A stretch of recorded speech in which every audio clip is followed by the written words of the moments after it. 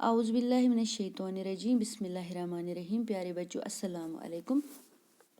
बच्चों, आज हम 7वीं जमात की उर्दू का एक सबक पढ़ने जा रहे हैं।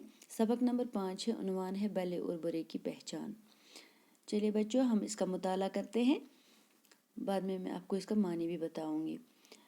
नेक आदमी अपने दुश्मनों के साथ वो सलूक करते हैं जो चंदन कुल्हाड़ी के साथ करता है। चंदन खुशबूदार लकड़ी, कुल्हाड़ी उसे काटती है मगर वो उसके दार को खुशबूदार कर देता है। इसलिए चंदन को ये इज्जत हासिल है कि वो देवताओं के सरों पर जगह पाता है, और कुल्हाड़ी की ये दुर्गत हुई कि उसका मुंह आग से तपाकर हथौड़ों से पीटा जाता है। दुर्गत के माने हैं खराब हालत। भले आदमी सादा मिजाज रखते हैं और जो कुछ खुदा ने दिया है उस पर राजी रहते हैं। दुनिया की ख्वाहिशों से आज़ाद होते हैं, हर हाल में खुश रहते हैं और फयाजी की खान होते हैं। फयाजी के माने हैं दरिया दिली या बड़ा दिल या सखी होना। सब के साथ मोहब्बत और शफकत से पेश आते हैं। शफकत के माने हैं रहम, मेहरबानी। किसी से दुश्मनी नहीं रखते, हरस और लालच को की उनको हवा नहीं लगती। हरस के माने हैं तमन्ना,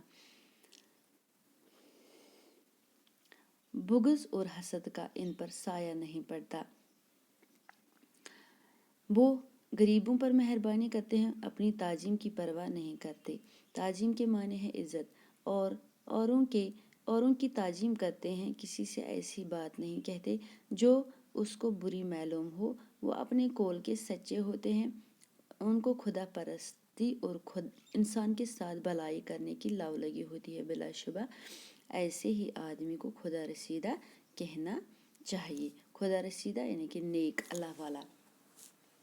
आइए बच्चों, अब मैं इसका खुलासा आपको बताऊंगी।